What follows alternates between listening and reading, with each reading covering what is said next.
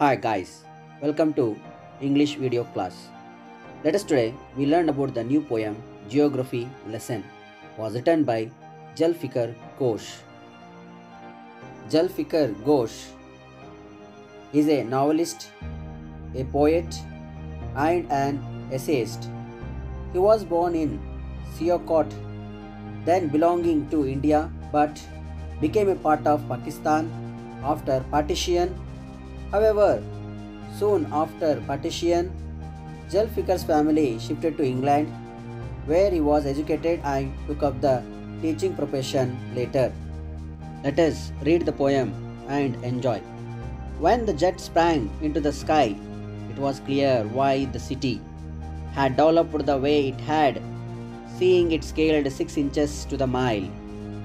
There seemed an inevitability about what on ground had looked haphazard, unplanned and without style when the jet sprang into the sky.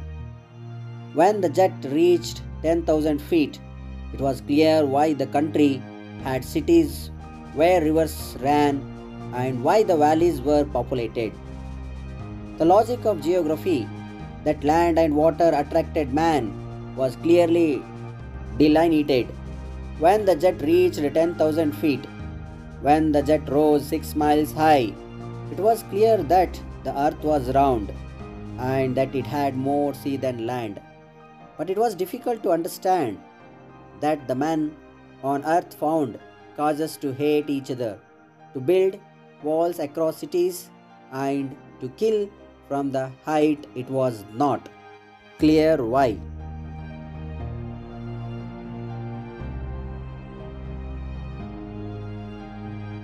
The poem Geography Lesson is a profound poem which exhibits the spirit of oneness and questions the divisive elements that exist in our world.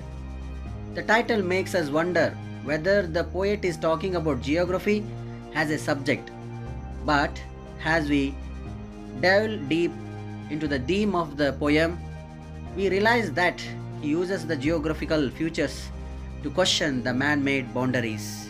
It is from a height that it becomes clear to the speaker all over again that the earth that is spherical has no boundaries at all.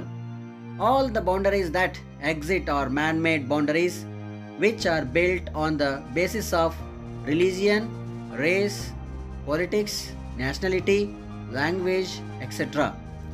Hatred and hostility ensuing from our racial, cultural, and ethnic differences alienate people from one another.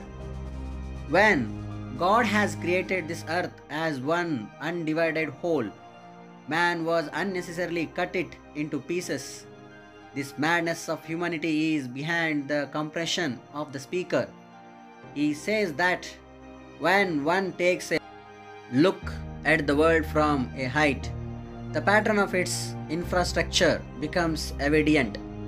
When the altitude increases to 10,000 feet, the geographical features of the earth appear clearly and the places which are habitable become clear.